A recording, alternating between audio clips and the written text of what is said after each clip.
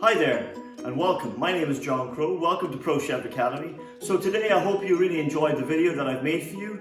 It's another technique, another skill that I'd like you to master. Please join me on the journey and we can grow together, grow this community. Like I said, place a comment, hit that subscribe button, share the content, and we'll see you very soon. Enjoy the video. Hi there and welcome back to the channel. It's John Crowe here. Thank you for joining us today. So what we got here today is we are going to do a roast. Traditionally, I guess the roast is done on a Sunday for families and it feeds loads of people and it's a really easy joint to do. What I have here is a piece of round roast and I have some aromatic vegetables here that I'm going to use for roasting it. Okay. Today I'm just going with some carrots and I have some onions and I got some garlic. Again, then this can be expanded into what we would class a full mirepoix of carrot, leek, onion, celery, with your garlic, and then some herbs and as well some bay leaf and some thyme, some peppercorns, etc. like that. Okay, but for today I'm keeping it really simple. And what I'm going to be actually doing is a variation of like pot roasting. Pot roasting is generally using a prime cut of meat. So traditionally like pot roast, leg of lamb, things like that. This joint is like a second class joint, so it's like a top side and silver side, and this is a round roast. So this is needs a long, slow, moist method of cooking, a kind of like braising. Okay, so I'm going to be using my casserole dish here. So a casserole dish is basically something that has a cover, so allow it to basically self-baste, because you create steam when you have a cover and that condensation then will self-baste the item. So it's a long, slow, again, moist method of cookery that we're going to use here today. So let's get into it and we'll see you in a second.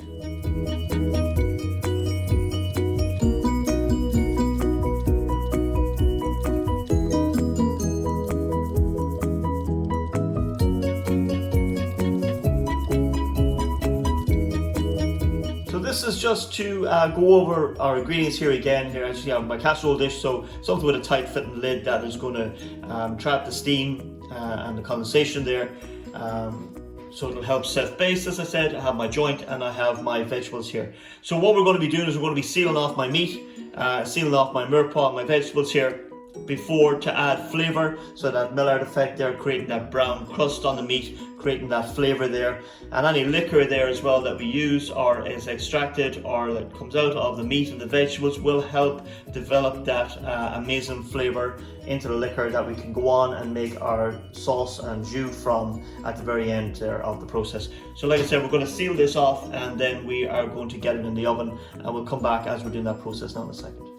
Okay, so we're just about to seal our piece of meat here. So what we want to do is we want to see you can see like a blue haze or smoke coming from the pan there. That tells me that my pan is good and hot because we want our meat to seal the minute it hits the pan. You could also put a little dribble of water there on and see there's a kind of evaporate there sort of way and make a noise like it's just doing. But we need a smoking pan there and that tells me my pan is ready and we're good to go. So what we got to do is we've got to seal off our meat here. So we seal off all sizes.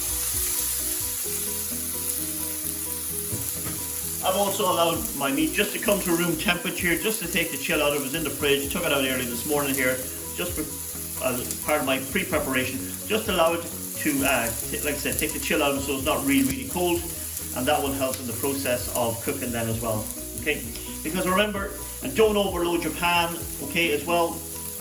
Like this pan is plenty big for the piece of meat. But remember, you put something cold into something hot and it is going to bring down the temperature of your pan.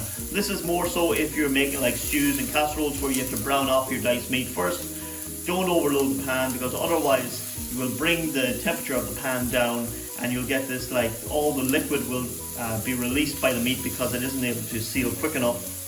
And then you're losing, your meat can be quite dry and stringy at the end. So just another tip there when you're sealing meat. So what we want to do, like I said, is we want to seal it on all sides there. And you can see there, we've got that beautiful caramelization, that Maillard effect, and that is exactly what we're looking for. And we want to do the whole surface of the meat there to create that distinctive flavor that we associate with a roast meat.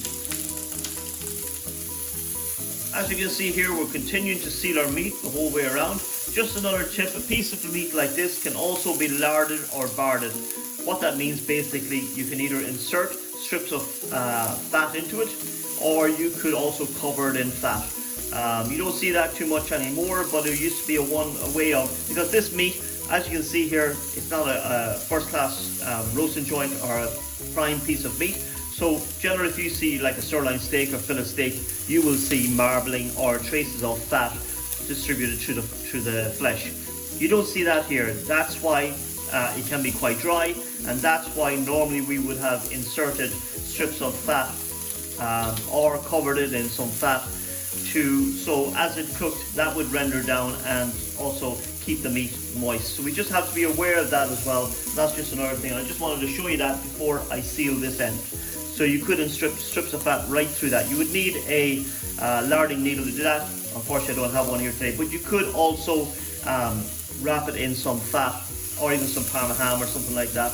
Or like I said, this is going to help with the self-basting. And because we're going to have it in a dish, it will self-baste through the condensation, but that's just another tip and something you should be aware of. Okay, so we've just removed our piece of beef there from the pan. I normally do the beef first, and then I would add my vegetables to that. So just going to add in my onions, my carrots, and my garlic into the pan.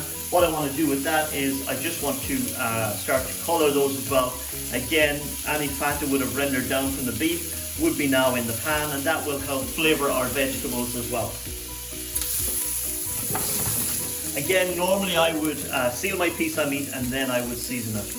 Okay, so let's add another little bit of rapeseed oil in here, and we just want to get a nice glaze in those veg. If there's any caramelized juices on the pan, they will be taken on now by the veg, and they're going to be used as a trivet. Trivet can be one of three things. It can be bones, it can be a wire rack, or it can be a vegetables, or it can be a combination of the three.